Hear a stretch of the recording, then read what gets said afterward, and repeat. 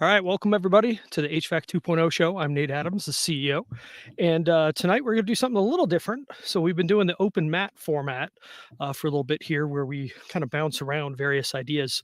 But for tonight, I thought, why don't we let somebody else be MC? And Mr. Abhi from Canada, um, who's actually in the policy space, which is interesting. But we've been friends for years now. I think it was like 2016 or 2017 that we started chatting on Twitter, went back and forth, and we've known each other personally now for a pretty good while. But Abhi, after last week when we were talking about how there's been this major pullback in equipment sales volume, he's like, well, there's some other things going on that I'm seeing, and he wanted to discuss them. So why don't you take it away, Mr. Robbie? Well, thanks, Nate. Thanks, guys, for letting me take over the reins of the show. I'm the token Canadian on the show, as you guys know. And the token has spoken, or the token has awoken, I guess. But better still, the red pill.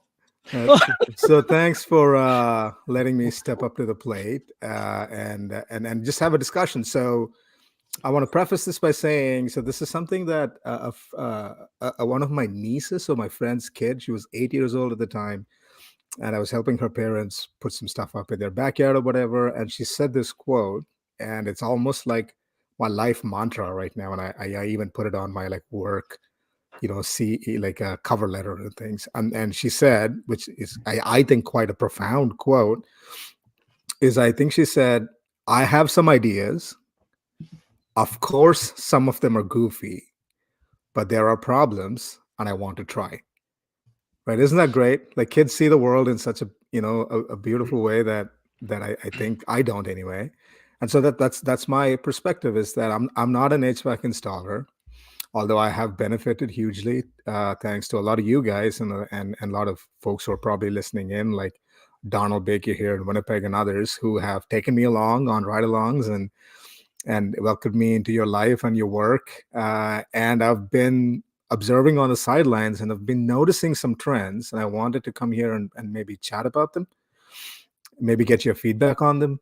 And just to see if my instinct is right and if I'm reading the room right. Is that fair?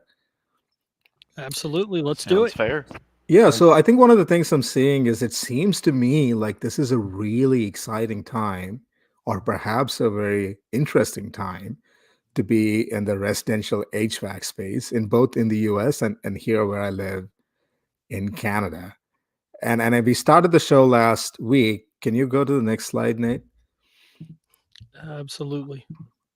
So when we did the show last week, Nate brought up these numbers, and I had some numbers from Canada too that showed that the shipments of HVAC equipment in homes are falling at a record rate, right? So we looked at even the last 10 years worth of numbers, and the number of shipments of gas furnaces, air conditioning even, and heat pumps have fallen off the cliff. And we were kind of trying to figure out what's going on. And so I think there's a lot of and so beyond this, can you go to the next slide, please? So in addition to this, so this is the air conditioning and air source heat pumps, and you could find similar numbers for Canada as well if you go back and watch last week's show. Or worse, considerably worse, actually, for Canada. Like, all the numbers are off by a third, where this is 15 to 25. Right on. And I think there's some underlying dynamics happening here, and they're all happening at once, which makes this a very interesting space. And so I want to maybe get a gut check from you guys to see if this is what you're seeing on the ground, and then talk about, if given these challenges, like what can residential HVAC businesses do to navigate this change, get ahead of this change, and transform their businesses to meet the challenges of the future. Can we go to the next slide, please? So this is where I think the big shift is coming from, and these are what I see are like major driving forces. So one, and I looked at these numbers too, and it's a little bit different between Canada and the US, but it seems to me that the nature of home ownership is changing. Like that, a lot. I mean, there's so many factors, right? People move looking for better opportunities, looking for a better, place to belong for themselves and their family. I moved myself from India to US, and then from US here, from the US to here in Canada. In Canada, I believe an average Canadian moves to a new home once every 7 to 10 years, and that number has shrunk. It used to be much larger than that, but every 5 years, when they pull these statistics together, the number is kind of shrinking. The same in the US too. Now, some regions are different than the others. My understanding is in the northeast of US, the average number of years that people spend in a home is like 18 years or something like that. But as you go closer to the south, Texas, Arizona, maybe what you would think of as like new growing cities, and so then the average number of years people live in a home is growing small. Are you guys seeing this on the ground? To me, that was the case up until basically the last few months, Hmm. as interest rates have gotten to the point where, particularly in the U.S., I mean, if you have a 2, 3, 4% mortgage rate, and now you're looking at 8, you're effectively locked in place. Now, how long will that last? I don't know. If you can predict the Fed, you can probably make a lot of money. um, like I don't know that rates are going to stay at this height long term, but for a little while, a lot of people are just locked in, Mhm. which has made things interesting. Like, and there's another key factor going on here as well. That through 2006, if memory serves me correctly, we were building 1.57 million homes per year since the end of World War II. And then we dipped to like 800,000 in 2008 or 2009. Mhm. And we've only just gradually climbed over a million, but we haven't built enough housing units. Um, and so that's going to be a strange thing. Like, prices should be coming down, but they're not. There's not enough inventory. Like, it's a very strange time that we've never seen before, where Yeah. we're severely short on units. Um, so I think long term this is dead on. Short Y- term, I'm not quite sure. Yeah, and I think what's perhaps more interesting to dig into is, what does this mean for your HVAC business, right? Yeah, I think my perspective on this is that if a homeowner's like planning horizon is shrinking, then to me it seems like the value that they want to get out of replacing their HVAC is also minimizing, right? So if yeah. you're not going to live in the house for a long time, you're just like, I don't care, just get me the fastest, quickest, cheapest install. I'll look at 8 quotes and I'll pick the cheapest one, because I just, I won't be here in 5 years. I don't care. Are you seeing that, Tanner? Based on Yeah, I think what's kind of tricky is things are happening like you initially outlined of people tend to move quicker. But now that interest rates have gone up and everyone's just kind of froze because, why would I leave a, 2.7% interest rate to go to an 8% interest rate? That's ridiculous. But they're also still in the mindset of the same reasons that people were moving to begin with. Hmm. People are still there. So they're still Yeah. like wanting to move, they just can't. So it's kind of put everybody in this place where they're like, sure, I need to replace my unit, but I'm really hoping to move within the next few years if interest rates come down. So I'm just going to hold off. So that's kind of like the typical mindset that I've seen quite a bit, is a bunch of people who are in a house and they're not moving at the moment, but they don't intend to stay there and they just don't know how long that is. So it's putting everybody in this weird predicament of, I Right. don't want to put much money into it, or if Yeah. they do have to replace it, they want the cheapest thing possible. And so there's a lot of hurdles there that, you really have to help people go over and Purgatory. such. Yes. So they're reluctant to spend the money, and when they do, the value that they're trying to get out of it is just like really tiny. Yes, yes, because they're all still in the mindset of, even if it sucks, I'm only going to be here for a few years. I'm just going to ride out this high interest thing. Maybe it'll come down, and then I can make the big moves. But Yes. right on. And so, if like interest rates stay high and people continue to choose to live where they are right now, do you see that changing? If people start to choose that they're going to stay where they're at, I think so. Because then, if you can only stay in a house with a lot of problems for so long before you start to at least wonder, should I fix these? Mhm. And so then it just comes down to who's going to be the first person to walk in my door and just ask me questions about this rather than just try to sell me something. And so it's definitely I think it needs to be something that people need to consider when you're dealing with homeowners, when you're just dealing with people in general, of kind of keeping that in your mind to basically to where you can ask somebody at a free quote of saying, hey, like, do you just plan on moving as soon as possible? And if things don't go the way that you plan and you stay here longer, are we going to be okay with this decision you're wanting to make right now? Thanks, Tanner. Nate, there's some good comments in the chat. Yeah. So start with Jeff here. Jeff must have been unavailable tonight because normally he'd be here. So We just new didn't let housing him in. market. That's what it is. Yeah, you're right. Yeah, it's like, no, you're not cool enough this week. New housing market is slowing. More people seem to be turning back to renting, and people aren't moving because of not just high interest rates, but overpriced homes from the last couple of years. And yeah, there's definitely that. I mean, home prices went stupid. Um, I mean, 50 and 100% bumps, which, I mean, it's we took advantage of. We just sold our house in Ohio. It worked out well. So you're the problem, Nate. It's me. It was me. It's Liar, those liar. greedy investors buying homes and selling them just for a profit. It's So ridiculous. Speaking of greedy months of investors, hell. speaking of greedy investors, pardon me, good segue, Tanner. There's been a consolidation in the HVAC industry, right? There's a lot of big investors flush with cash, flush with Canadian Tire money or Monopoly money, have gone out and have bought up a lot of this, like a gold rush for HVAC companies. I saw, and Nate, you were chatting in the after show last week, that the valuation of HVAC companies has gone Well, it went has stupid too. It, yeah, it tripled or quintupled. It went from 3 to 5x multiples of earnings to 10 to 15. So yeah, huge and spread. like HVAC companies have the highest valuation as a function of EBITDA, EBITDA, yeah. EBITDA. EBITDA, yeah. Which is, can you explain that real quick, Nate? It's earnings before interest, taxes, and something or other. It starts with an And A. I appreciation. should. Thank you. And it's funny because Warren Buffett hates it. Just hates it. He's like, if somebody is talking EBITDA, they're a crook, which was a wild thing to watch. Him and Charlie Munger giving it a hard time, but it is a measure, and that's where valuations often come from. By the way, do you want to touch on Jay Trammell's comment as well, Abby? Yeah, sure thing. Can you pull it up? Yeah.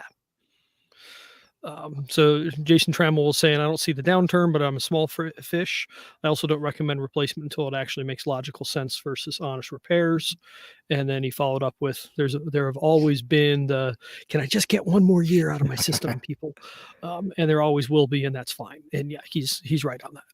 No, I agree. I agree with Jason completely. And there will always be people who just want one more year out of the system, and you can service them, right? So one of the things I'm concerned about with this consolidation of HVAC industries and with and bringing in private equity and folks with a little bit more of a short-term view than a long-term view of running a business, because like we chatted about last week, I believe something like 85% of businesses are what Jason calls small fish in the HVAC space, residential HVAC space. And they are a little bit more concerned about legacy, about word of mouth, about, some of them are second generation, third generation HVAC contractors in their family name. And so they have, in my view, they have a bit of a long view on maintaining relationships with homeowners and making sure that, that relationship is productive. It's not just transactional, but that it's relational. One of the things that I'm concerned about with this consolidation of HVAC space is that that relationship will be broken. It will turn more transactional because even the sales calls are made with the expectation, and the incentives are aligned in a way that even the service calls are made with the expectation that it'll turn into a sales call, and that you will Sell. Always be closing. always be closing. There's no, repair, you replace, and, we can get you a good deal if you sign on this dotted line in the next 2 hours. my manager approved it. Yeah. We've It's like got the one in stock. ShamWow guy. Right? Call now for 4 easy payments of Yeah. $19.99. And don't worry that just my 3-second pause caused me to drop the price by $1,000 just so I can see if I can sell you. Don't worry about that. Right. Yeah. Yeah, the Exactly. consolidation's been brutal. We have seen it in the past, but one thing that really strikes me about it is what's underlying what you're talking about, Abby. We are nuking goodwill. Hmm. So Yes. goodwill being, all the good things that the community thinks about a business. And like I've watched it for years. There's this dealership south of Cleveland called Fred Martin. And their line always cracks me. These two enormous guys. It's like they're straight out of The Sopranos. It's well, we're Fred Martin Chevrolet, and we know cars. And then like the way that they're talking about it, I'm like, you're obviously not car guys. Uh, it's like as a car guy, I can Yeah. see right through you. But they're famous for being abusive to customers, so they advertise like crazy because they're constantly churning through people, and I really personally dislike that way of coming at a business. Or we were talking, I think, in the after show last week, how like if you were wealthy and you were in a town, you probably employed a good chunk of the town, Hmm. and you lived on Main Street in a big house. So people could walk by and you'd say hi to them. You might bump into people walking your dog or whatever, but there you'd be on the front porch, like you were known in the community. And that isn't nearly as much of a thing anymore. And you can kind of feel it. Like there's lots of wealthy people that are just living Disconnected. someplace. Mhm. And nobody knows what they are. And I mean, to an extent, I mean, here we are. HVAC 2.0 is software, so not wealthy yet, but it, we've got these business models that now have turned us to where we don't look at our communities as much as we once did. And boy, it feels like a lot of the larger companies, when they get bought out, they work on efficiencies inside the company, but they typically aren't very good about customer experience. And that's definitely a concern. Can you pull up Jason's next comment, please? Yeah. So I agree, Jason. It is that it doesn't work in the long term, and that is actually one of the things I'm concerned about. Is because with consolidation and with especially with private equity owning some of these companies, is that they don't have this long term view. They're there to build a business, grow a business, put a you know clutch together a bunch of different HVAC, plumbing, electrical companies together, do year-on-year return on investment, pull project the numbers, and then sell it back and sell it out, right? Yeah. So one of my other concerns that I brought up last time is something that I spent a lot of time thinking about is how HVAC ownership and small business leadership is one of the few pathways that many folks who choose not to go to post-secondary school have towards like wealth creation, like intergenerational wealth creation. So you Yeah. can create something that you own.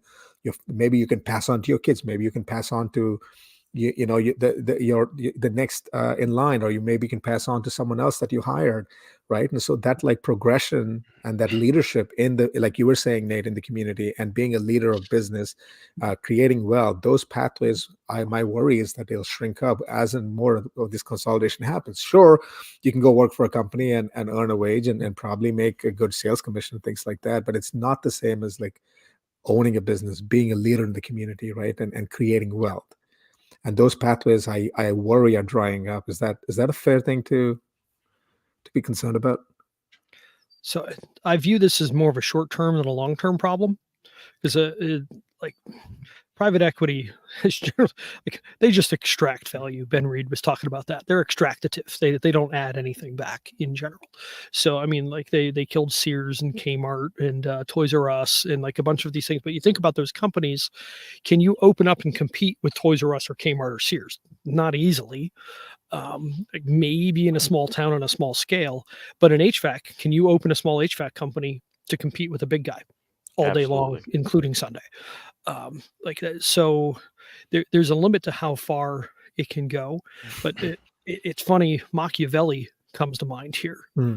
So we'll jump to full philosophy, I guess. But Did we ever leave?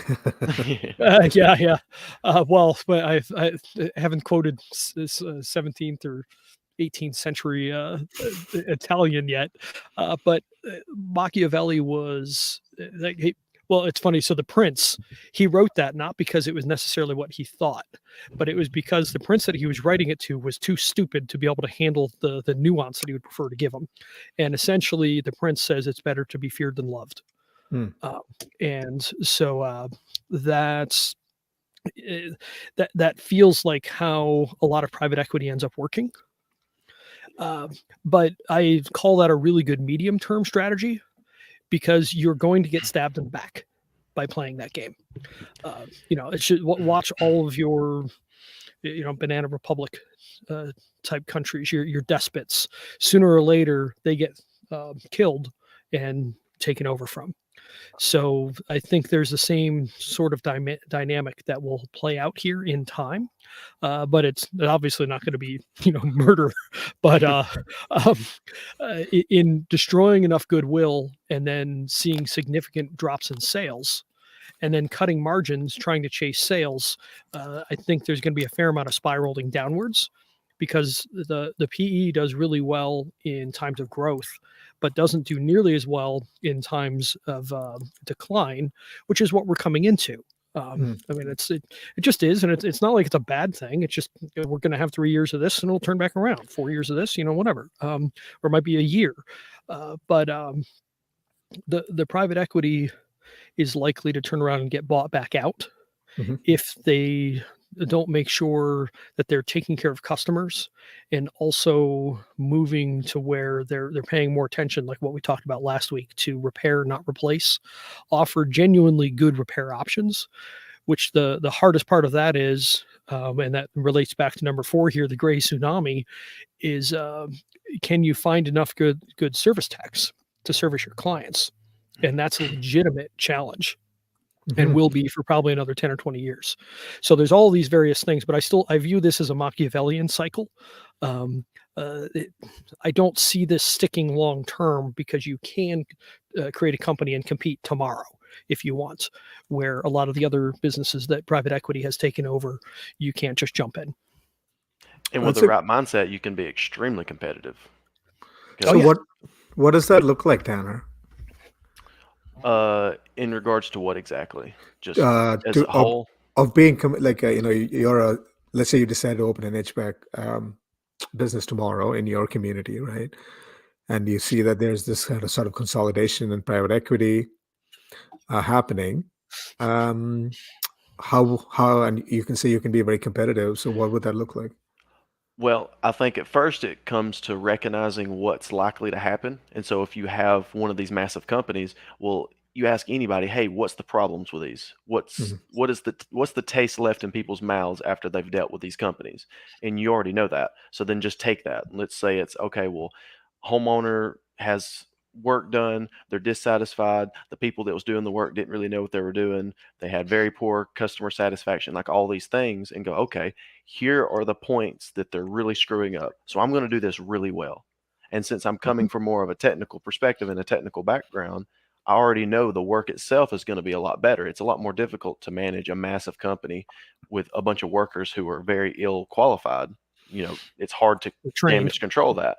So if you can basically highlight, like if your pros can be all their cons, because small companies have been they have advantages that bigger companies don't. If you'll leverage those advantages, and since you're already small and you're lean, it comes into a recession, a slow time, something to where these big PE firms can't, like they just can't make it through this. Mhm. Well, you're going to be able to really start to take up some of their customers they lose. You can really start to have massive opportunity because they're hurting so bad because they don't really know what they're doing. You take advantage, and then you can really propel yourself off of that. And I kind of see a lot of small companies kind of doing this to just bigger companies, because it's so Yeah. easy for a tech to go, you know, this company sucks. I can go make so much more money myself. Right. And then they go out, even if it's just chucking a truck, one person, and that's how he stays. I mean, it's that is such a competitive edge to some Mhm. of these bigger companies in hard times because Chuck in a Yeah. truck's willing to cut prices really low, you know. And so if you just kind of recognize what's the landscape and what are the advantages I have over these big companies and really leverage that, I think there's just massive opportunity. Can I ask you, what would you say your specific advantages are relative to some of the bigger guys in your town? Um, the one that comes to mind initially is just being able to treat homeowners like adults and offer options that no other company does. So I try to do things entirely differently. I really like the reviews and the responses of why doesn't other companies do it the way you do it? Like that to me is like the best because Yeah. it's like you're doing something to where you're really changing the dynamic. You know, like you were talking about how things are starting to go transactional. Well, if you can really leverage the relationship Hmm. to where, you know, if someone has a bad taste of what they expect an HVAC company to do, and you come in and you do something totally different, and they're extremely happy, well, that's how you can really start to grow things. Because I mean, the overwhelming majority of my work comes from like referral hand me downs. Like I've got, I mean, I've did a commercial job. It was $140,000 off of like a seven like referral down the line. Like it was 7 referrals down the line. What that led to. And I mean, that's just what happens when, you know, you just be a little bit different. You offer things other people don't, and people enjoy that, you know, relationship rather than transaction. Right on. Thanks, man. So Jason Trammell hopped in. We've been through this before, and it'll happen again. It's the ebbs and flow of the HVAC industry. So yeah, he's right. Because PE has had, I think, 2 rounds now, but this one has been like, holy cow! I posted that meme a while ago on LinkedIn. I don't even know where I stole it from, but it was the cops chasing OJ's Bronco. Yeah, yeah, yeah. It was like the Bronco had like some guy named Bob from Toledo with an HVAC company. It was all the private equity investors chasing him. Um, Oh, the NBA so guys chasing him. Yeah. yeah, so I mean it's happened before, um, So and it'll come back around. let me, because you brought this up earlier, Nate, let's jump to like the gray tsunami, right? So part of this is, so like you were saying, Tanner, one of the things that the private equity is not good at is having like the techs on hand. And so even when they buy companies, they keep the owner around, right, for a couple of years, just so they can maintain goodwill in the community, just so that they have technical expertise on hand. And so, with a lot of my understanding is a lot of like the old, not the old generation, but like the you know the a lot of people are retiring from the industry for a combination of reasons. A whole bunch of people at the same time, and there aren't enough techs to kind of make up not just the numbers, but also in terms of like experience and expertise, and seeing the changes through different levels, and also seeing this from a business perspective. It's not just like learning technical skills, but also the wealth of like tacit knowledge about running a business, owning a business, managing people, managing relationships, managing homeowners and customers and contracts. And oftentimes, I think partly because of private equity being such a kind of almost like a black hole that's sucking up all the matter around it, it seems to me that a lot of people, their retirement plan is like an exit strategy of selling to some sort of Mhm. consolidation firm. And I think that is affecting how people do business. That's affecting how they hire and retain people. Um, and so my understanding is that one of the ways that you can kind of make your valuation look good is if you have like a big Rolodex. I mean, do people even say Rolodex anymore? If you have like a big list of like customers, I have 18,000 customers on my contact list and on my in this and that, and so that's changing. This kind of like in the relational thing about serving value to your customers, Mhm. which used to be like almost like the bedrock of traditional HVAC, let's say, and changing that to just like hoarding gold almost, right? Hoarding all these uh just doing like $99 $69 tune-ups, and things like that, 29. just to get 29. Yeah, I've Good seen it. Lord. Does it even pay for gas to get out there? No, it's a foot in the door. Yep. And it, but I mean that's I call it the tyranny of the free quote. Mm. When you go to a house for a free quote, you have to sell something. Like you're not there in a consultative role. You're there because you want them to buy something so that you can put food on the table. Mm. And it, I mean, there's multiple pressures. You want to reduce the amount of time that it takes if you can. You want to increase your closing ratio. You want to increase your ticket size, like how much you can sell them. Uh, and all of those mix to not be ideal, and that's a challenge. And particularly now, as we're hearing, we're going from 2 or 3 quotes to 6, 8, or 10. That's a whole nother ball game. So now you've got to do that much more running before you get a client. So the free quote thing, and that's the same thing with the service. You get in for $29, but for $29, like, yeah, you didn't pay for the guy's time. You barely paid for the fuel. Uh, so now you have to sell something, Right. and so that shifts into a combative sale, which is less than ideal. So that becomes transactional rather than relational, and I mean, particularly for uh, HVAC, you're gonna be back. It's like the only trade that is in homes with some consistency multiple times per year. That's it. I mean, a roofer once every 10, 20, 30 years. Yeah. Right. The window guy once every 30 years. HVAC is the only trade that can touch a house multiple times in a year, um, or just multiple times, period, like over any period of time. Hmm. So, yeah, it should be much more relational. But to your point, in setting companies up so that they're worth more, it's kind of it's subtly shifting courses. It's just like how we so strongly dislike rebates because it subtly shifts the sales process and what you're going to offer, and it just makes everything a little shittier. Hmm. Maybe a little, maybe On a both lot. sides of the table, right? Yeah, on For the both home. sides. Yeah, Yeah. nobody likes it.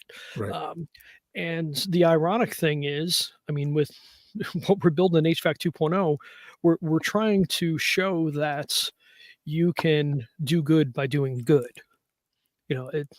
Do a good job talking to your customers, helping them understand what's going on, giving them multiple options for moving forward, give them legitimate repair options, not BS ones, uh, and go from there. And you can win in the numbers with that rather than putting the sale first. And so that is a challenge. So it's Machiavelli versus, I don't know, Locke. Can you pull up Jeff's comment? Yeah. All right. So Jeff Howard said the average client is worth $750 plus, stemmed from memberships, repair costs, and the inevitable goal of replacement. Because the replacement is where generally by far the largest chunk of revenue and profits come from. So that is what everybody's fishing for. Right Yeah. on. So Even in terms, oh, sorry, go no, ahead, Tanner. I was just gonna say, like, to kind of to your point, even more so, there's a lot of companies that operate with their service department just trying to break even, just so they can turn things over for their install department to sell Mm. stuff. And a lot of these venture capital and private equity, that's what they do, because they buy companies with the largest valuation being install. They recognize that and they go, how can we leverage that as much as possible? And so the question to ask is, what happens when you have a business model that way, going into a time where people start shifting from replacements to a lot of repairs? That's right. If you're a company that's never really repaired a whole lot because you typically just flip that to a sale, what happens? Yeah, that's a great question. Well, so what happens? Well, what's likely to, if one potential outcome is, if depending on how they're presenting options, or if they're just having terrible experiences, either homeowners are going to start going to other people, or they're going to start asking for second opinions on repairs. Because there might be a lot of companies where they go, their strategy is, oh, your compressor's bad. Okay, well, it's going to be $6,000 to replace this compressor, or it can be 8,000. We'll replace the whole system. Well, you start hitting people with those types of numbers, and they start going, "Let me ask my neighbor over here, how much did you pay when you replaced your compressor?" And he goes, "Oh, well, it only cost me 3,000. I don't know what that's so high." So then they start calling around other companies. "Hey, I already had somebody out. Can you just come double check it and see what you think?" And you start getting some second opinions. So there's, a leverage point right there. Especially if you've got a company that does that type of thing. Well, I would start offering free second opinions on those situations because you can come in and swoop up a lot of business. Oh, that makes sense, Tanner. I think if you pull up Donald's first comment there, Nate, I think that's what he's suggesting too. Is that if you're always on out there selling, is it is it any wonder that homeowners are apprehensive, right? Yeah.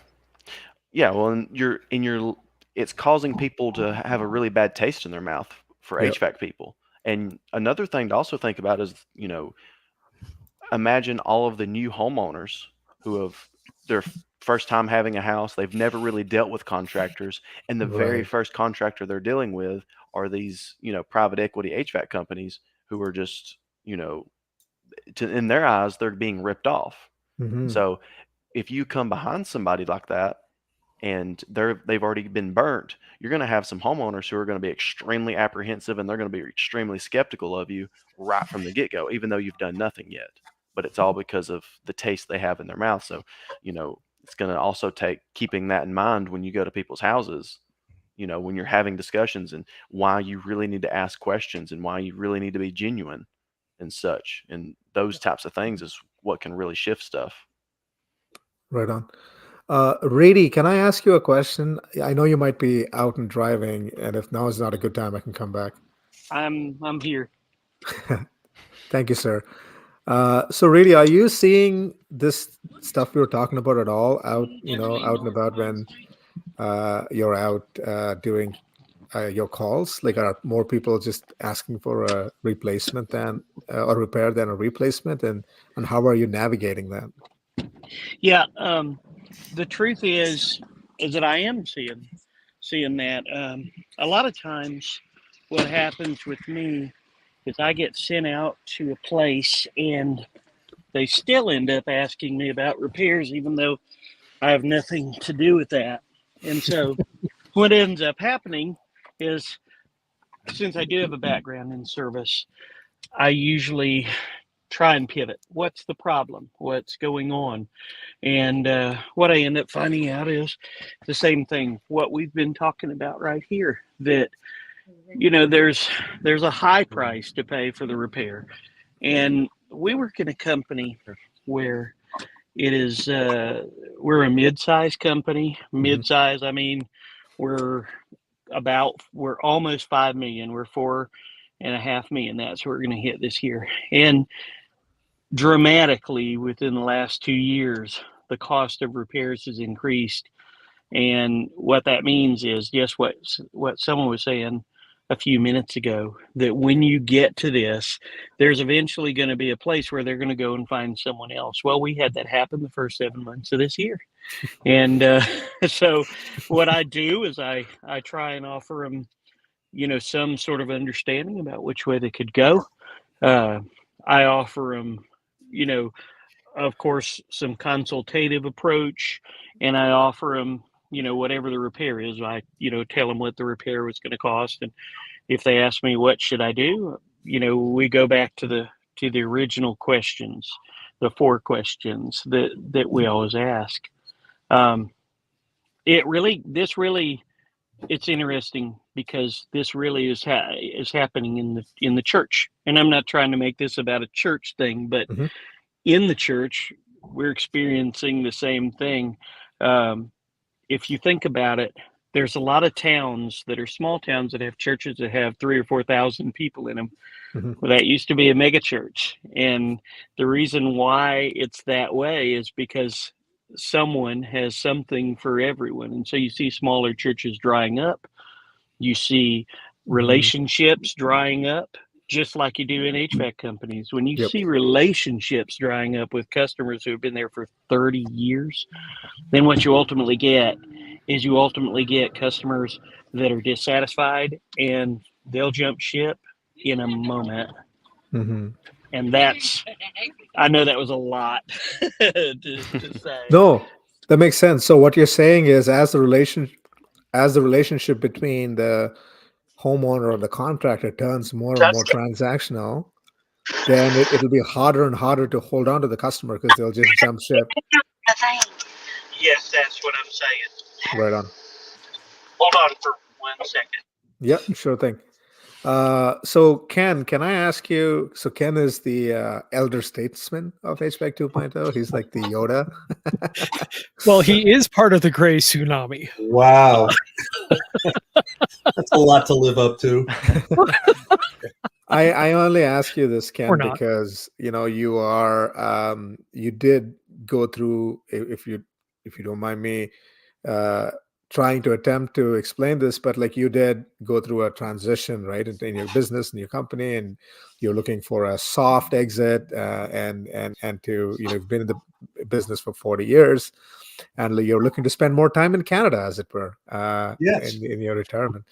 So what did that transition look like for you? Like, what different off ramps were there for your retirement? Like, was kind of consolidation one of them, and how challenge or how tempting was it to take that ramp versus what you did end up taking? The first course was the expected one because our son has been a business partner with me since 2010. Mm.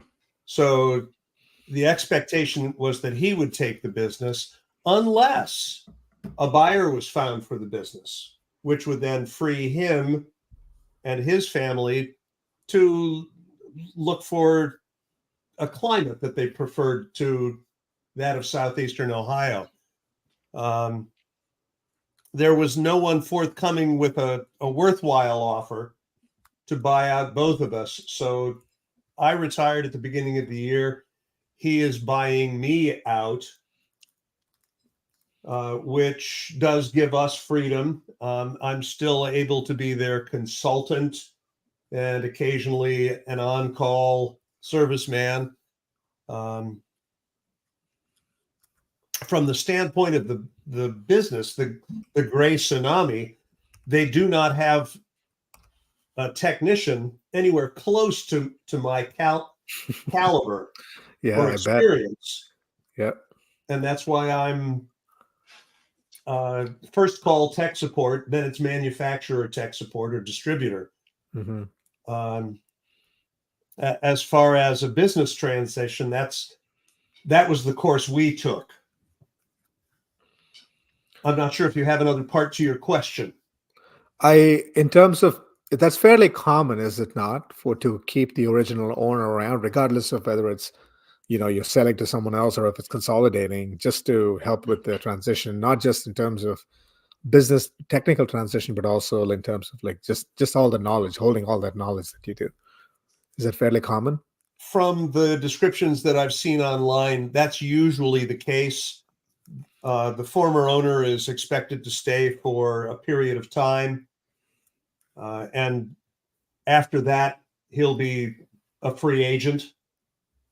But there needs to be some kind of continuity unless the purchaser already has all their processes already in place.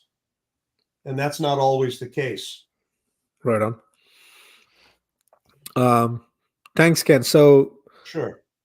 Nate, we can jump to software services. Yeah. So well, I what, was gonna say- one of the things I'm seeing is there's been a lot of like very interesting and dare I say exciting like new software offerings in the HVAC space. So it's not just things like Measure Quick and stuff that have been around for a long time, but also like Service Titan, relatively That's relatively new. Yeah, relatively that's new. the last 5-8 years. It's really gotten big. Yeah. I don't know if the company's much more than 10 years old. Mm-hmm. At least in the HVAC space, Service Titan, and I mean, that's just the start, right? Ben Reed actually wrote a really good article about how different HVAC businesses are stacking different, softwares, but also just everything from like dispatching, keeping track of your guys and where they are and their vans and how much it's moving, and like investing in digital marketing and digital ad spends and stuff. Like it's gotten very sophisticated the landscape of running an HVAC business, maintaining it. And so I see you Yeah, we're nodding. well past the years of naming your business AAA HVAC, so you're at the top of the yellow pages. I mean, that was the strategy for a long time. If your last name starts with a Z, don't use your last name in the company name, or at least make it the second word. Yeah, and what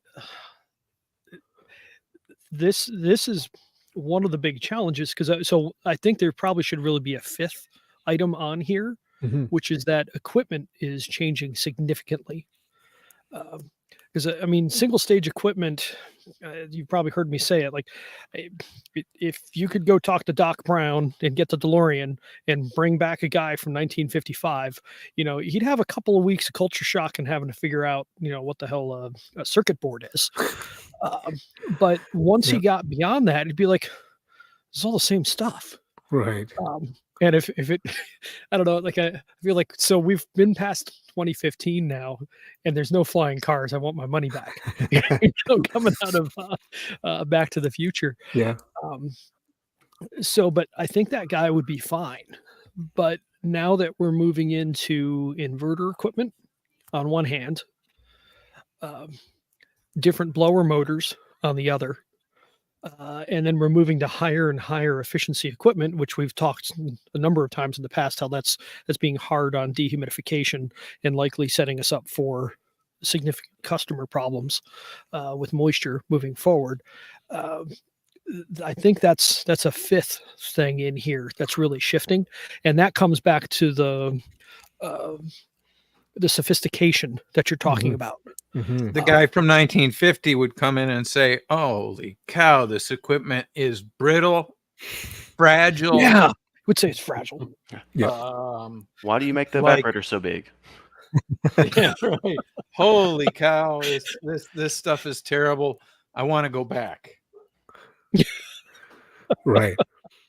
So I think so. Then I guess the number 3 bullet, we can probably just call it like sophistication, right? Or like just overcomplication of everything. And so it seems like the learning curve, if you're like a small guy, I don't know. Oh, what I you don't know, do? the bubbles going up, but Congratulations, Abby.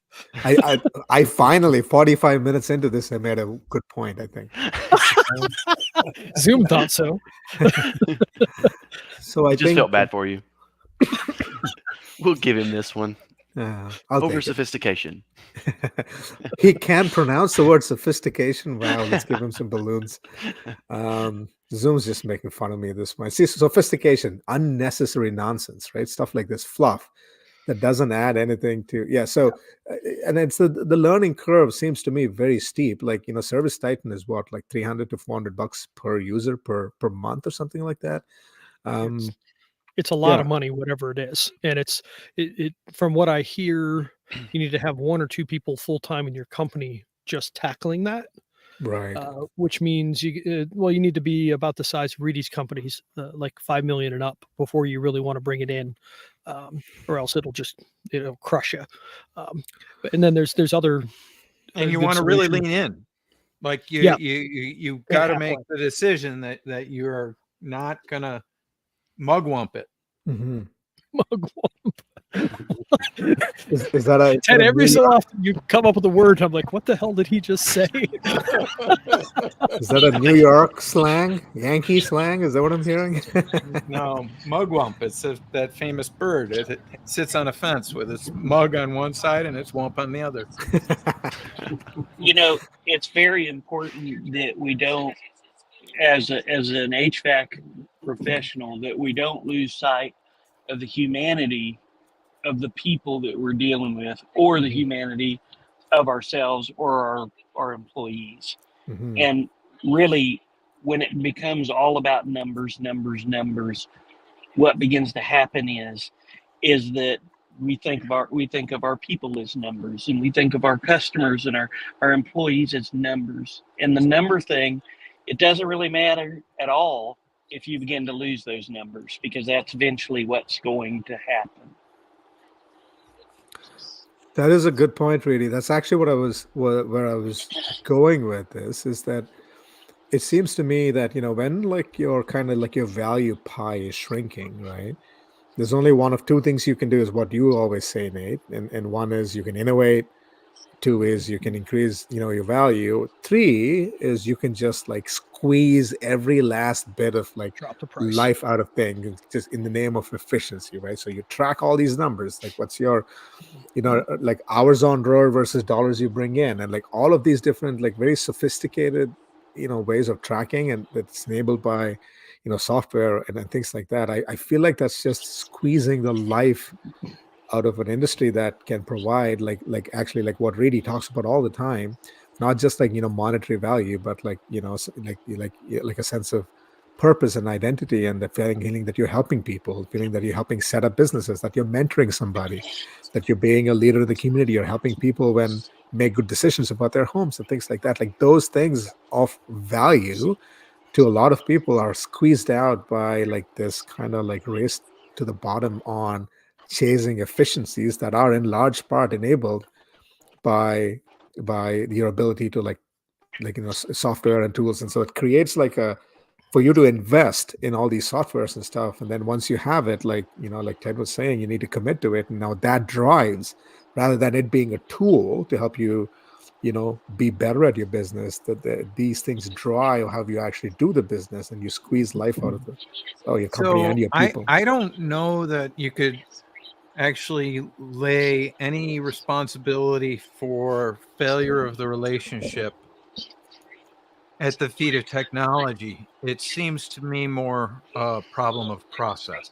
And in my opinion, that process ends up being the sales process on the sales side, but then also how you structure sales in the organization overall.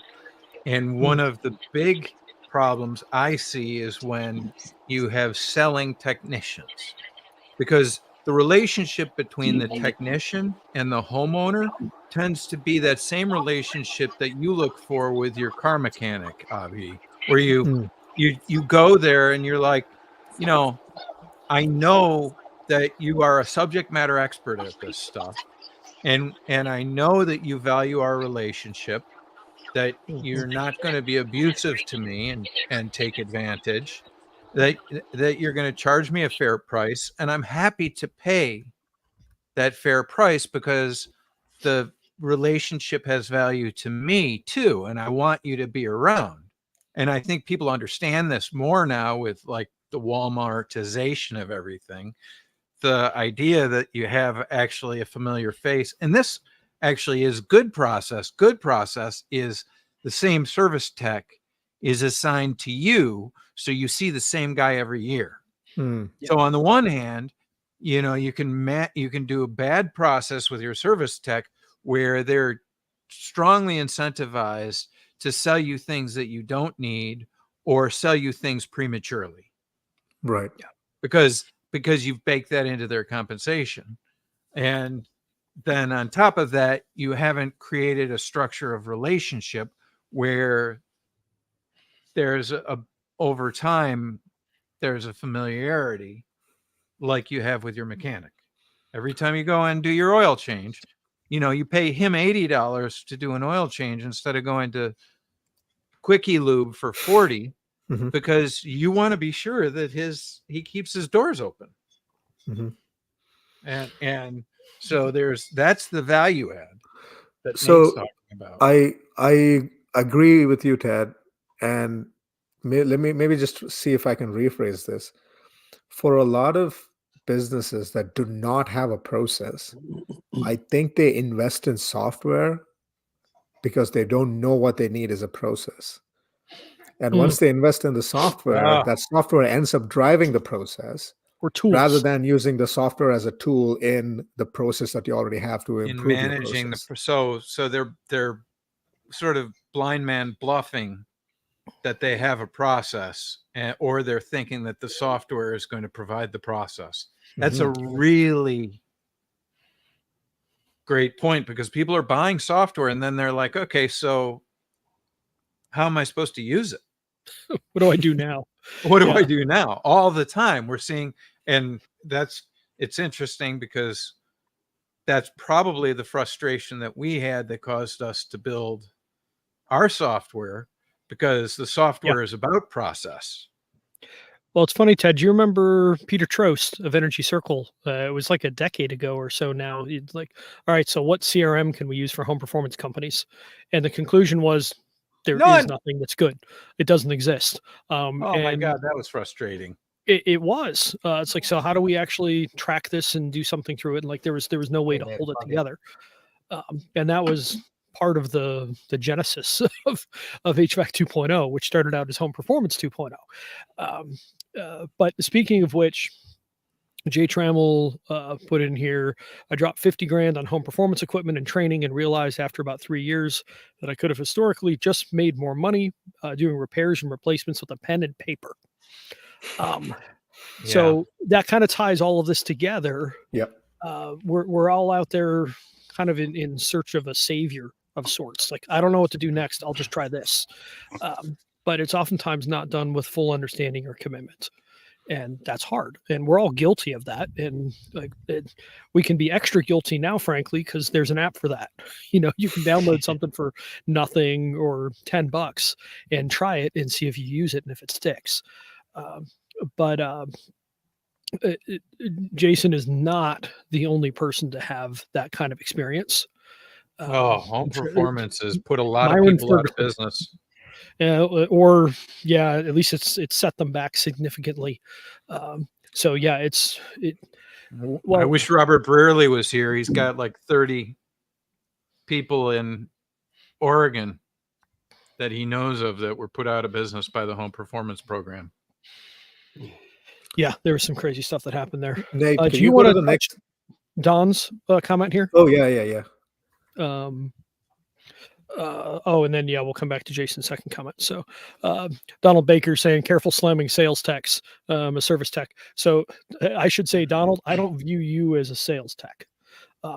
A sales tech is oftentimes someone who really is just barely a technician, a white shirt who's sent out there to basically condemn things and convince people that they need to replace it.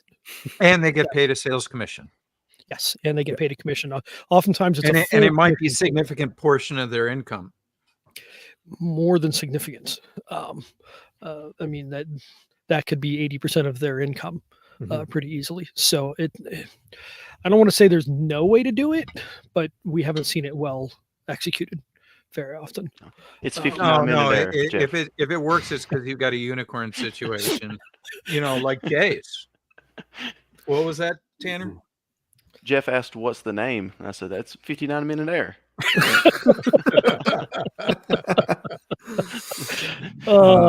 We got to make shirts one of these days. They will definitely be white, which means I'll wear 59 Minute Air. They'll come out and rape you in less than 59 minutes. Yeah, man, I don't think you're a sales tech if you don't get commission. Can we go to the next slide, Nate? Because I want to talk about what Ted brought up in terms of home performance, right? And so this is something I've been playing around with, this idea of like value. And I think this kind of brings our discussion together in some way. Is it seems like to me, and especially with what you guys talk about all the time, which is most replacements are done under duress of emergency, end of life replacement. So the value pie is shrinking from both sides for homeowners and contractors. And so contractors are locked into, especially if you're part of a big, firm, you're locked into like moving volume and upselling and doing a quick sale, getting in, sale, get out kind of thing. And homeowners are, partly because of that and partly because of home ownership and the other things we talked about, just want like some quick install, fast install, cheapest install, just do it for me because I don't want to think about any of this other stuff. So what is it then if we are heading to a downturn? And I know I agree with points that everyone brought up, including Jay and folks in the comments. This too will pass, and like HVAC companies will be. I'm not here like I'm not Chicken Little, right? I'm not saying, oh my God, the doom end is nigh, that kind of thing. I'm just saying there is a shift happening. And so one way useful of thinking about navigating that shift and getting ahead is thinking about how to grow the value pie. And so, Ted, you were saying like home performance, which would include some additional things to this, to things here, right? Like that is probably not a good way to expand the value. But can you elaborate on that? Were you talking to me or to? I was talking to you. Sorry. Okay. I don't think I fully understood what you were saying. So I guess my point is that because residential HVAC industry is locked into delivering just a small piece of the value pie, one argument that could be made is that you can expand this value pie for both ends, for homeowners and contractors, by doing home performance, which is beyond just replacing like for like. You can, help them with pardon me, sorry, it's just a dry throat. It's too cold out here in Winnipeg. But So the conclusion we've sort of come to, Nate and I thought every house was a basket case because Nate did such a good job filtering out the houses that weren't basket cases. And he uses the, oh God, what is that? The Freudian thing? The Freud example. How come everybody wants to bang their mom? You're just the getting people that are coming who to see wanna you, do that. dummy. They're just the weirdos. You're pulling them in. Yeah. So we pulled in the problem children. We pulled in the people that had really problem houses, and so it seemed like there were a lot of them. And then we got HVAC contractors that were interested in purchasing blower doors because blower doors would help them understand a big piece of problems that they weren't able to solve.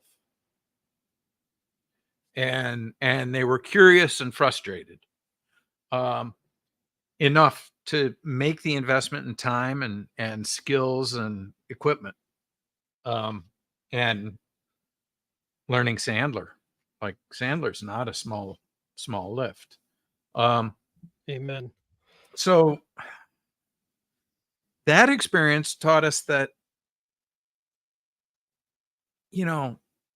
maybe instead of a lot of basket case houses, there really weren't that many basket case houses. And even if they were kind of basket cases, a lot of it could be fixed with better HVAC equipment. And a lot of times homeowners weren't really interested in doing home performance anyway, but they were interested in better HVAC equipment that could solve the problem. And so it sort of ended up being a natural evolution of, well, if you can get the HVAC equipment to get you 90% of the way there, and you really were more than happy so long as you got 75% of the way there, then it's a success.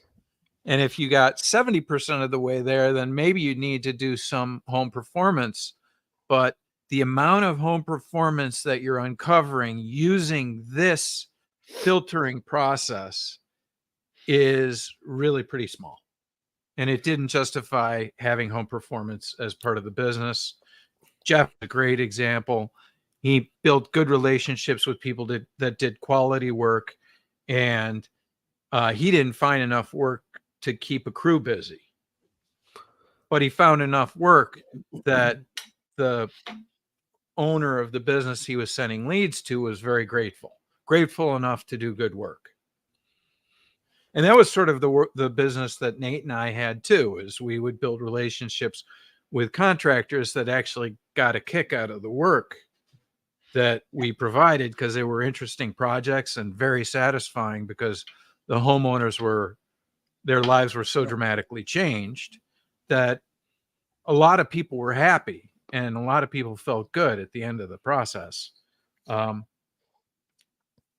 And I think we're creating that with the comfort consult process most of the time too. And it sort of feels like free quote is maybe not delivering that as much, but it has the potential to deliver it in a way that shoot from the hip free quote almost never does.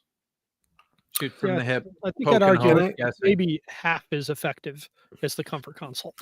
But when you go down to free quote, it's going to be almost never that it converts to a home performance project, because now you're going to a whole. I mean, that's the fat part of the pie.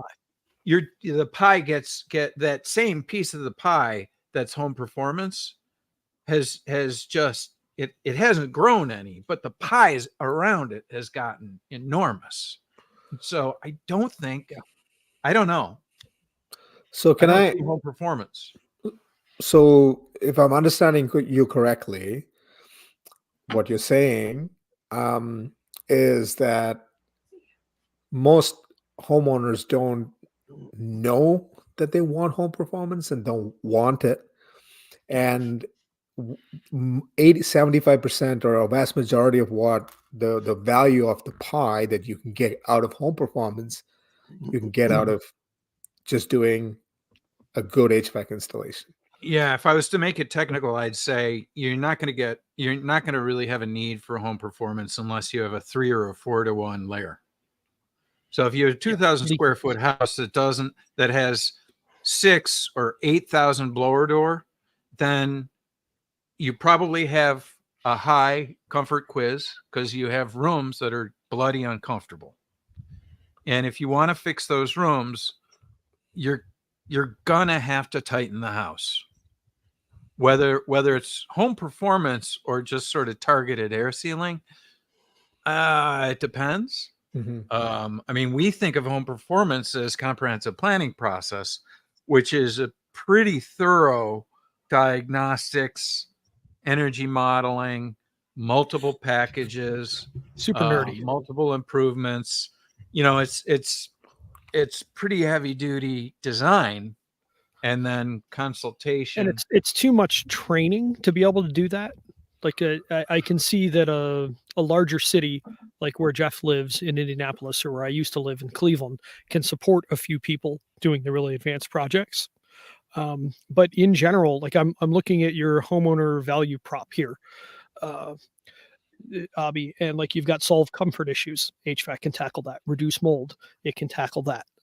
Like maybe not perfectly, but it can probably put a dent in it. Improve health, yep. Better aesthetics, whatever you want. Lower noise, definitely. Work reliably year round. Reduce climate impacts. Better air quality. Lower bills. All those can happen with the right piece of equipment.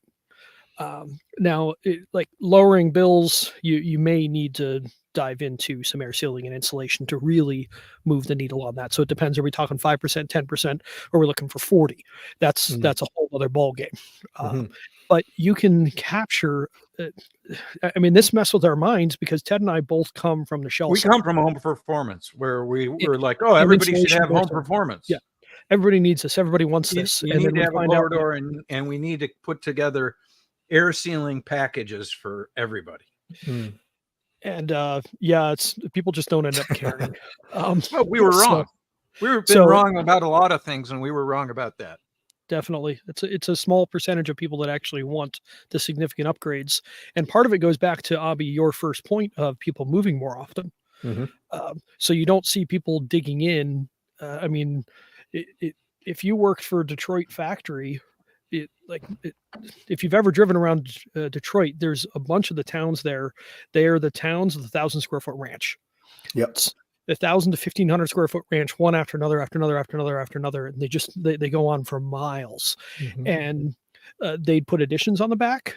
They'd build a big ass garage in the back and then work on some cool car, some hot rod or 60s or 70s car, whatever they wanted when they were in high school, usually. The Broncos.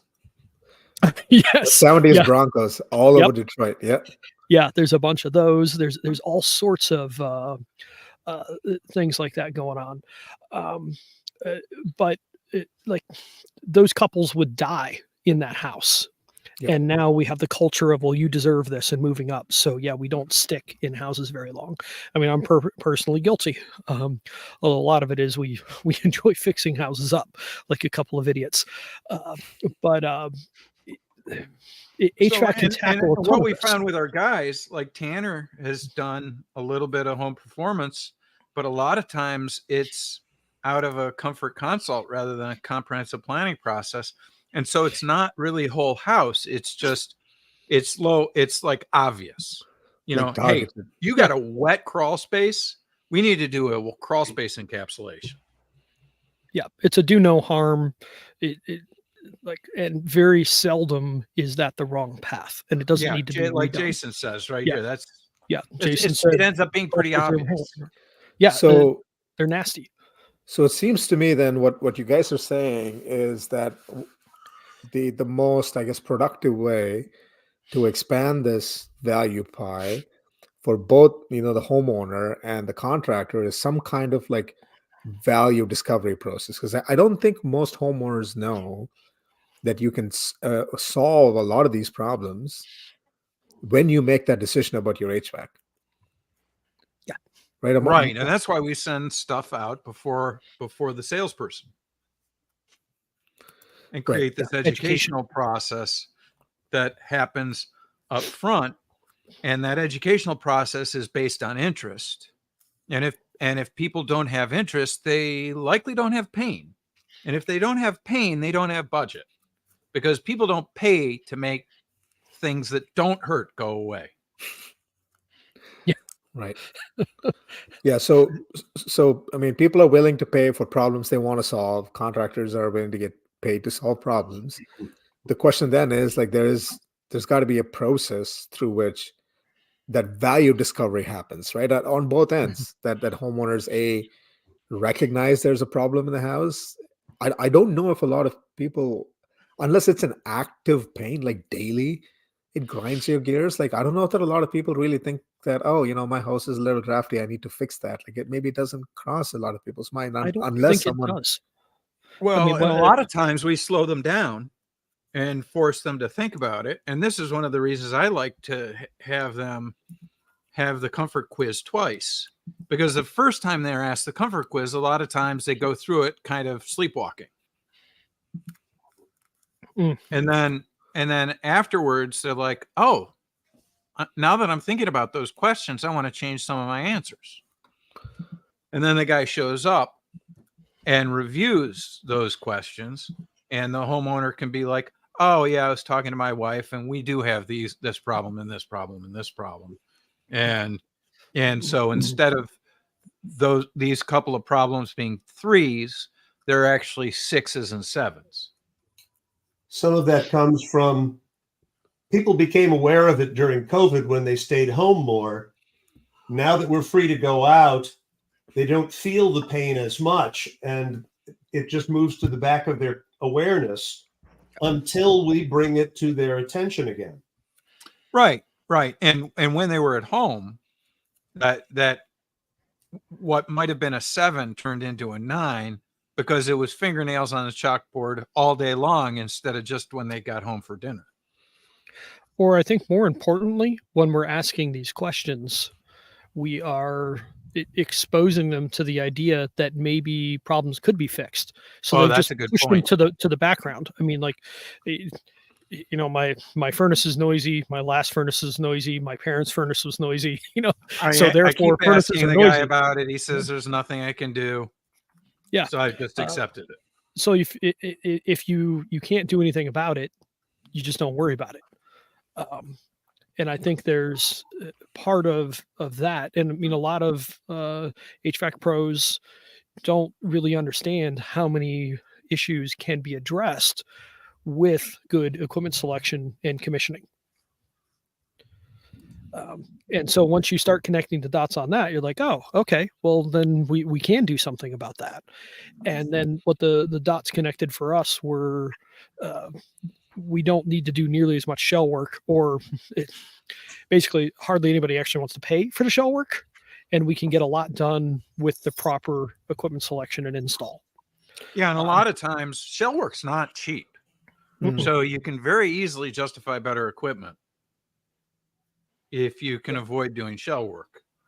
And this is where the leakage air ratio, the LAIR, helps us understand, look, you got a 3,000 blower door with a 2,000 square foot house. So if you get good equipment that runs more often, like runs near continuous during various variation of the load window, that far room is going to be getting continuous conditioning through pre-warmed ductwork. That ductwork's not going to go cold. You're not going to short cycle. So it's not going to ever be getting 50-degree air out of the ductwork.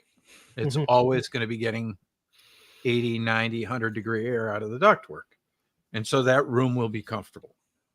So all of this, Abby, coming back to your, how do we open up to where we can capture more of these pies?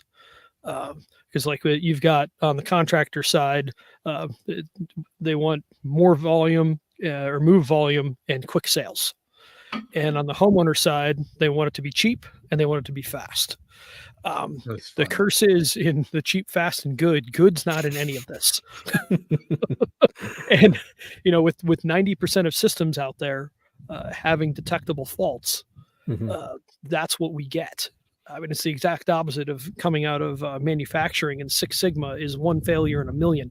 And we're talking 9 failures out of 10. I think we just ran to the other side. So yeah, how do we flip to something more like this? And by the way, I just want to pull up really quickly. Jay Trammell said maybe put together some more regional videos for the free quote. Yes, Jay, message me on Facebook. Let's get together and we'll put one together. Okay. We'll get that done. Did he just volunteer to do a case study? Sounds like he did. Trial or a...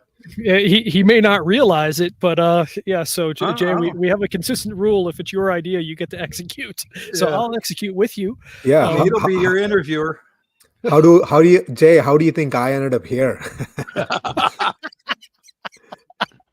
Yeah, Abby's like, we should talk about this next week. I'm like, okay. Okay, you should talk about this next week. He found himself here. Can we go to the next slide, Nate? Or sorry, finish the point you're trying to. Okay. Yeah, I think we're good. Finish the thought you had. Oh, I remember exactly where I was. You were talking about like how do we, grab onto other pieces of the pie, and like HVAC contractors don't realize. I hear this all the time, right? So when I talk to like not contractors, but like other people, they're like, well, HVAC contractors, they don't want to really own an insulation company. They don't want to do the insulation. They don't want to do the air sealing. They don't want to do blah blah blah. So it'll never happen. Like this business model will never change. But I'm not that cynical or skeptical. I think there's a lot of these problems you can solve without having to do like home I wish Reedy was here, because Reedy's business does do crawl space. And there's a lot to talk about there. Like, they're not fast. And so it's expensive. And, it's almost like it's best to stay in your lane unless you're big enough, like a Helco, where you can have 5 or 6 trucks working every day. Yeah. But that's a lot of work and has a lot of other factors behind it. But one key point to make in this, and Jason mentioned it in here, crawl spaces are abhorrent around here. So I routinely sub out crawl space encapsulations. Good job, man. Good job. For the do no harm stuff, the same thing would be like spray foaming rim joists in basements. That's typically a good do no harm, as long as you're paying attention to your natural draft water heater, because it'll mess with those pretty often. But if you run a comfort consult with a blower door test, you've got an idea of where your nasty problems are. So if there is something that's kind of a quick hit, you can always point that to a contractor to tackle that for you. Tanner did a crawl space. You going to do more of those? Yeah, I've done a couple so far. And so how do you feel about that? I don't mind it. I mean, it's something that the tricky part is, if you're going to do it internally, who's going to do it? Because it's definitely not changing out a system. Like, it's a different process. Some crawl spaces, they freaking suck. There's just no getting around it. Luckily, I'm a little picky on the ones that I will do, or my prices will be picky, I should say, just because, sometimes the crawl space is in such bad shape and it's such little space that to charge right, it's just going to be really high, and people just don't want to do it. But it's in a situation where even though it's hard to do, it doesn't take away from the fact that it kind of needs to be done. So people can be in tricky spots, but I mean, How much I revenue see would why. you say you make a year from that? Um, Not much. Maybe 40,000. Okay. To where, I mean, I know like Reedy, there's been a couple of crawl space jobs they've done that were 40,000 for just one. Right. Um, So, but the key thing here is for most HVAC companies, it's not going to make sense to bring insulation in house. yeah. And that the only thing that might make sense when you get to say mid-sized is maybe you get a low pressure rig for spray foam where it just has a nitrogen bottle, like what you'd use for brazing.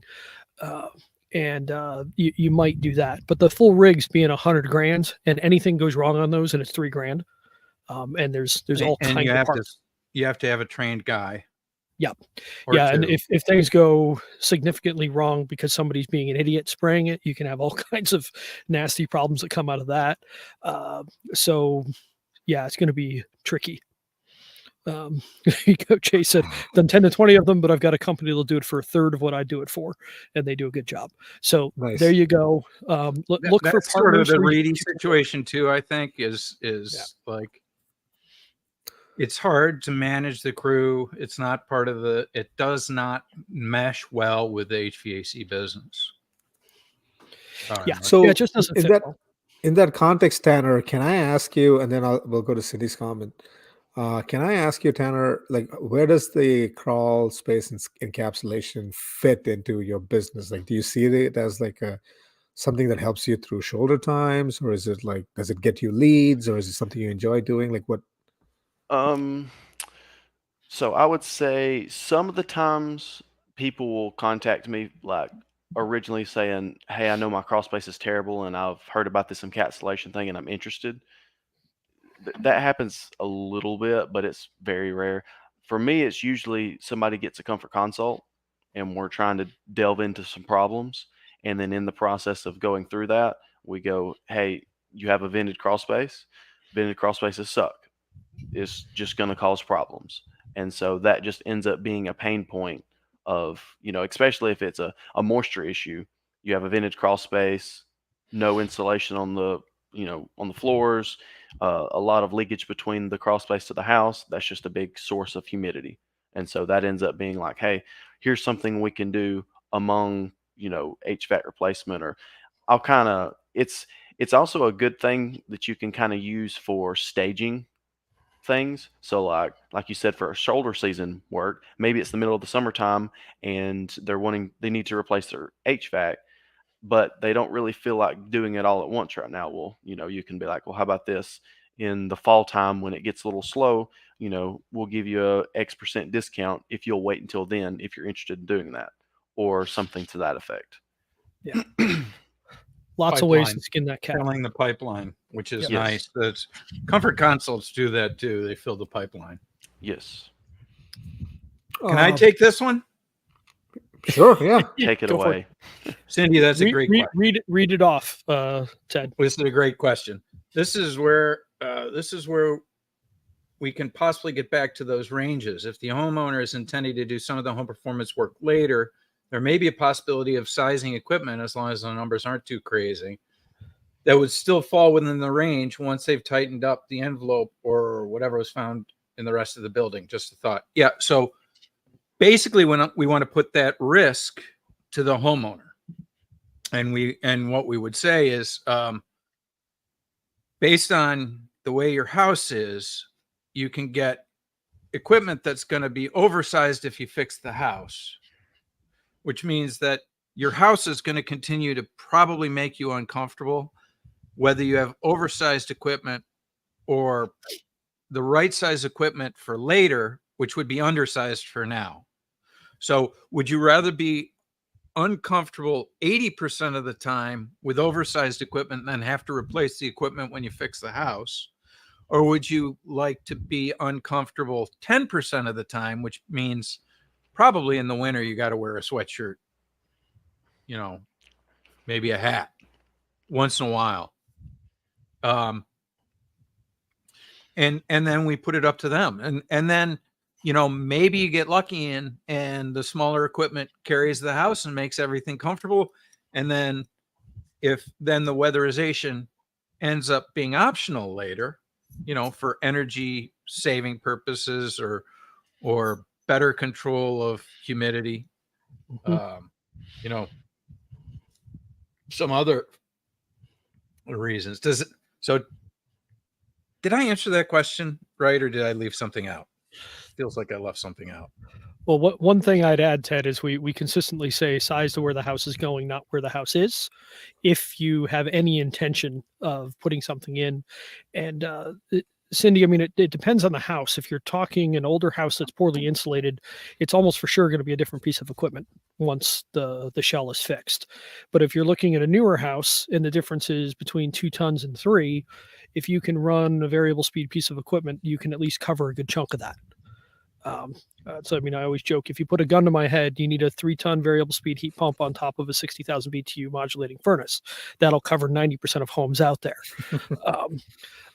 It won't be perfect. It won't be ideal, but you that is a low risk thing to do. Yeah. Once you get to 4 tons too, you're really unlikely to have the ductwork. And so it's like, well, now that we have these ECM blower motors, do you also want to spend a whole bunch of money on increasing the size of your ductwork so it matches your poorly performing house? Or do you want to go with the smaller equipment that'll fit your ductwork that's properly sized once you fix the house, but not properly sized for your current load? So there are a lot of reasons why you might want to take some risk on having equipment that's undersized, and then just recognize that if you have 2 straight days of 0-degree temperature, the house might not get above 65 degrees unless you use space heaters. Yeah. Bunch of different pieces to this. So, Abhi, I want to, let's go to the next. When you're ready, I wanted to touch on Jack's question here. Sounds good. Actually, let me just do this, right? So we can pick this up next time because I think it might be worth spending some time with this slide. In terms of like knowing where, like you were saying, so just designing to where the house is going, it's just knowing where the industry is going. Like, how do you set yourself up for success?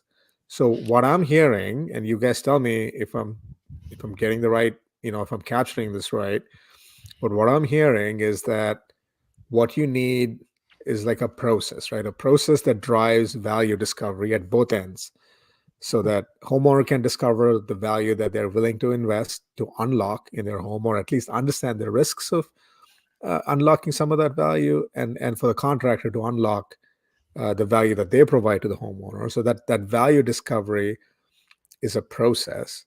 And so maybe value next week process. I like that. Oh, thanks, Ted. And next week, then maybe we can talk about like what does it look like if you don't have a process? What does it look like to start that process in your business, right? Not as an individual, because that's hard enough. But if you're a business like less than 3 million, let's say, let's focus on the little guys, little fish, right? Like Jay likes to say. Like, what does that look like? Like, I'd like you guys to maybe walk me through step by step. Like, who do you talk? Do you talk to your dispatcher first? Do you talk to your front office first? Do you talk to your techs first? Like, how do you and how does that, how does adopting a new process look like step by step? And maybe we can talk about that next week. But on the surface, is that fair to say? Oh gosh. I think you just got Ted right, excited. Avi. This is the thing we need to talk about, and it's definitely next week.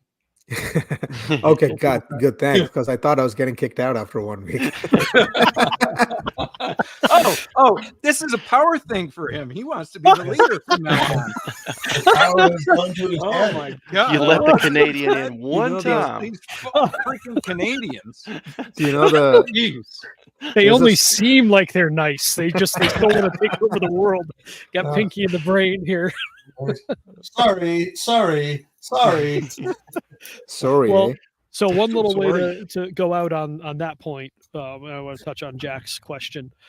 So Jeff Howard said, educate, ask questions, offer, and have them accept or decline options, and responsibly avoid responsibility. So that's kind of the answer that we've come to. But yeah, we should take a journey on that for what's traditional and how have we come to various conclusions ourselves. Now, Can I pause you for a second before you jump to Jack's question? So what you just said, what Jeff just said, and what you just said makes sense to me, obviously, from the HVAC 2.0 perspective. But I've always thought of that as like an individual thing, like what you as an individual, how you change your process and approach. But so that's about changing a process, right? I'm thinking from a business perspective, adopting that process as a business.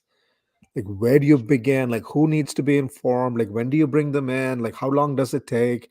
Like, what kind of help do you need to get there? Like, so those, I think I want to unpack that next week, if that makes let's sense. do that. Oh my God, there's a lot of homework behind that, you bastard. You're welcome. Here, I was trying to shove You're it off my welcome. desk, and You he's pushing are it back. welcome. No, You that's will good. do your We'll talk homework about and that. you'll like it. And you'll like it. Oh, it's got the German. You will do it and you will like it. You're welcome. Sorry, Nate. Go ahead. You can answer It's Jack's all question. good. Sorry. Yeah, it's funny. I'm trying to even scroll up and see where it was, but Jack Polachar was asking about other software things out there with Conduit Tech in particular. So in Conduit Tech, it is really cool. Thanks, Ted found it. They have basically a scanning tool that pops up a load calc. So you go in with, I think it's an iPad. It's an iPad or an iPhone, and you walk around the house, and it will create a model of the house and a load calculation. So, and I've got a couple of different thoughts on that. One is, I don't know how many contractors are necessarily going to be game for even doing that as an extra part of a free quote. That probably should be a paid service. Is that enough to sell? Well, I'd also be worried about taking the responsibility for the load. Yeah, well, that's the other thing We're that going to be concerns doing, me. we're going to be likely load, which is not the load for your house. It's the load for all of your neighbors' houses.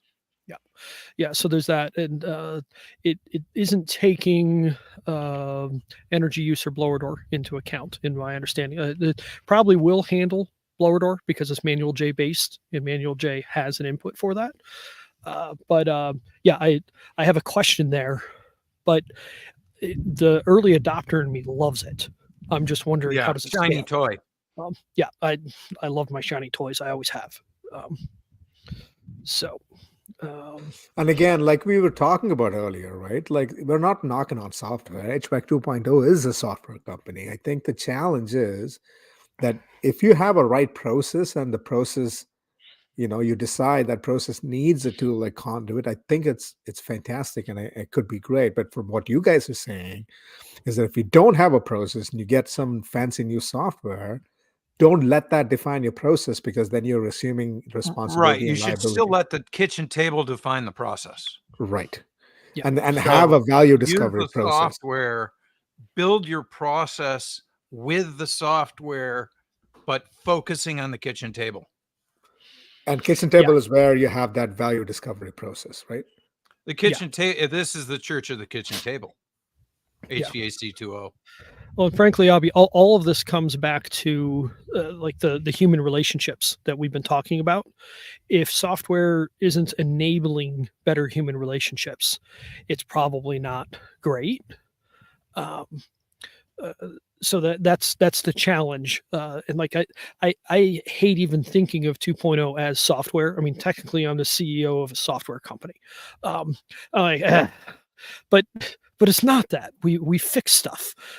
We help make relationships better. There's all of these other pieces. It's a business model. like what you were starting to talk to. We on help the sales low guys' level. lives be better. Yeah, we They're make people's they're lives not better. looking in the rear view anymore. Yeah, it happens to look like software, and it is software in a lot of how it functions, but it's not about the software. It's much more so about the process and It's a about the guild, it's a relationships. brotherhood, and it's taking HVAC back. Yep, So do you guys want to dive into that next week then? I'd love to. absolutely. You're still keeping me around? Yeah. You Yeah, earned you one more probably week. get this job forever if you want to keep coming. I don't think Nate wants it. I certainly don't. So what do you just quickly, what do you guys think? Not bad for a guy like me, right? From Canada to be, am I tapping into the right It's insight? not bad You for did a great, Canadian. Avi. Not bad for the token Canadian. Well, you get so many good comments, like while I'm blathering on, and then you come in and say something brilliant. So I'm like, all right, I'm going to let you blather on and say something brilliant too. So I think you did great.